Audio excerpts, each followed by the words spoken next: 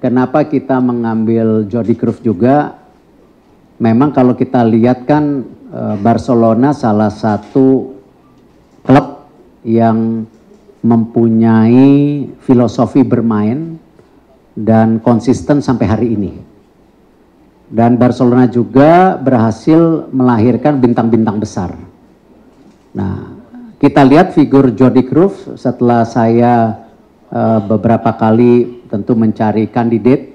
Sebenarnya waktu itu juga saya sudah sampaikan ke Waketum dan Pak Zainuddin dan BTN Pak Sumarji. Sebenarnya kita juga hampir tanda tangan dengan dari Spanyol waktu itu. Cuman waktu itu kita ragu-ragu kalau sampai dalam pembentukan seluruh tim nasional ini dari technical advisor, technical director, tim senior, malah menjadi problem baru ketika masing-masing figur ini justru saling menunjukkan egonya. Nah, ini yang akhirnya menjadi problem yang baru buat kita hadapin. Nah, jadi justru ketika saya bilang Jordi, ini salah satu yang kita cari sebagai technical advisor, di mana kita akan juga nanti bersama technical director, national coach team semua, ini kamu seperti apa? Jordi sendiri, saya rasa beberapa nama yang sudah di-hire, itu saya punya hubungan baik, makanya saya bilang silahkan mulai diskusi ya. Dan nanti kedatangan ke sini pasti kita akan coba pertemukan dengan pelatih-pelatih yang ada di Indonesia. Karena salah satunya tadi yang saya sampaikan yang terpenting, dia harus menjadi bagian dari PSSI, BTN untuk mensupervisi dan mengadvise daripada semua rangka yang kita miliki di tim nasional. Ya, bukan nggak mungkin juga mengoreksi daripada apa yang kita sudah lakukan selama ini, termasuk mungkin filosofi sepak bola Indonesia, nanti kita beri kesempatan dia untuk mereview lagi seperti apa gitu. Nah, memang kompleksitas yang saya selalu sampaikan bahwa mencari figur-figur ini untuk bergabung di Indonesia nggak mudah, karena kembali posisi kita untuk berbergen atau bernegosiasi bukan dalam posisi yang, ya mohon maaf, negara-negara yang sudah punya track record besar gitu. Ya, jadi ya ini kehati-hatian ini yang memang kita ingin pastikan individu yang bergabung ini benar-benar bisa punya mengerti kultur kita, kelebihan dan kekurangan kita, dan termasuk juga komponen yang ada di tim nasional kita saat ini gitu. Jadi jawabannya saya tidak tahu apakah akan direview, apakah dilanjutkan, apalagi kebetulan Jordi Cruyff ini juga memang dari Belanda, tetapi merupakan bagian tim yang bermarkas di Spanyol cukup lama, dari pemain sampai juga terakhir di sporting director. Saya rasa jabatan yang tentu prestigious.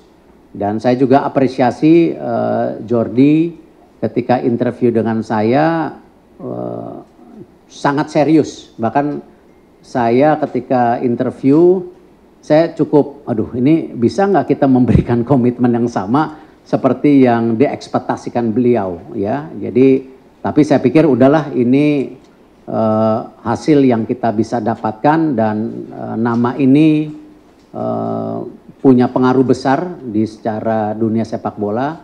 Jadi saya pikir ya ini pilihan yang terbaik saat ini yang kita bisa alignment dengan seluruh komponen tim nasional kita. Oke, baik. Tadi ada. Cari.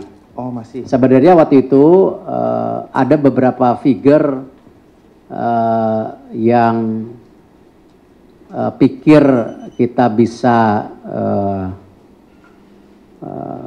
maksudnya dalam tahap negosiasi itu bisa mendekati, tetapi ya kita lihat mungkin saya juga mesti berhati-hati jangan sampai tadi ada hal-hal yang justru kontraduktif ketika kita mengumpulkan nama-nama besar tetapi sebenarnya kita belum siap.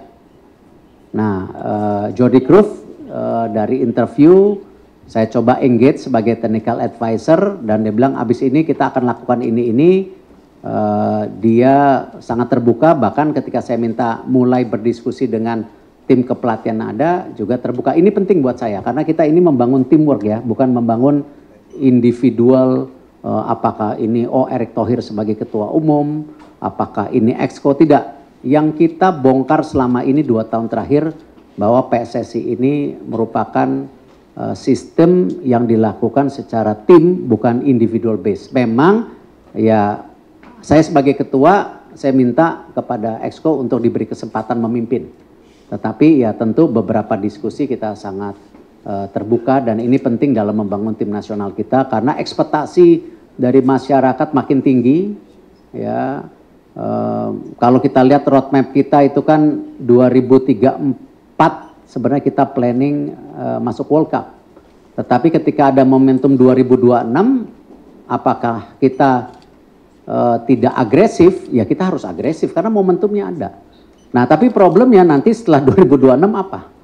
Apakah 2030, 2034, ya seperti apa?